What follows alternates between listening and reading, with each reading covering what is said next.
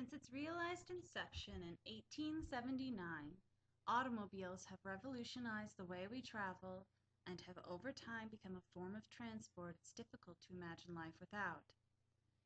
Due to growing populations and urban sprawl, it would in fact be quite a laborious task to commute every day without them. Driving culture. Let's take Calgary for example. Calgary is a city found where Alberta's foothills meet prairie. It is the largest city in Alberta with an approximate population of 1.1 million people and the fifth largest metropolitan area in Canada. In the 2011 census, Calgary was found to occupy over 825 square kilometers of land. Calgary provides public transit in the form of buses and light rail. The C-Train, as it is known, was one of the first of its kind in North America, and in 2009 serviced an estimated 266,000 riders per weekday, making it the third busiest light rail system in North America. Additionally, Calgary also entertains over 260 kilometers of shared bikeways and 635 kilometers of bike paths. Does this lead you to believe that Calgary is not a city with a predominant driving culture? Calgary is particularly capable of urban sprawl due to the economic booms leading to rapid growth and very few geographical boundaries to constrain it. In 2003, the combined population of all downtown neighborhoods in Calgary boasted 30,000 people, suggesting a serious lack of urban density in a city of 1.1 million. So what do we get? We have a city with a relatively light downtown core, well-off residents with a median income of over $87,000 per year according to Statistics Canada, with typically more than one car per family, few geographical boundaries to inhibit growth outward, and newly built accessible infrastructure.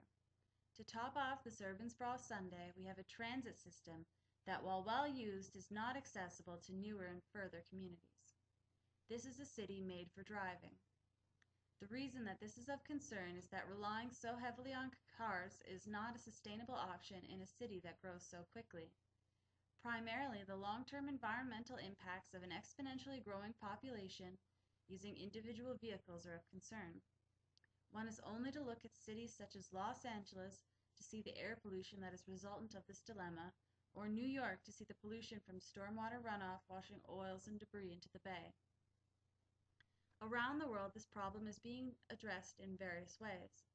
Europe is foremost on the topic of concern due to older infrastructure and gas prices that discourage drivers. In many European countries, high-speed rail systems and newer, more effective biking infrastructure alleviate the need for commuters to drive.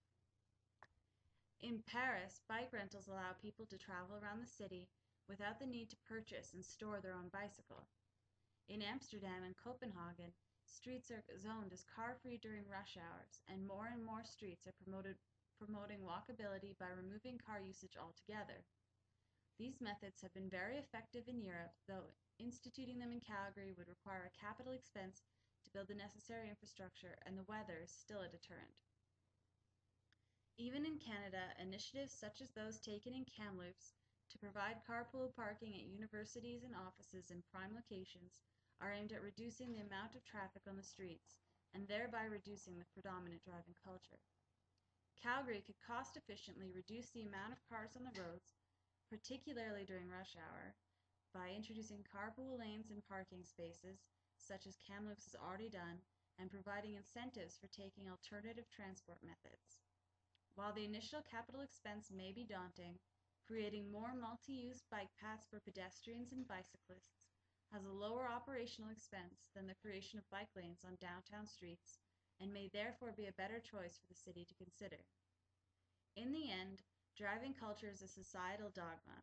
In order to facilitate change, people need to be convinced to change. Thank you.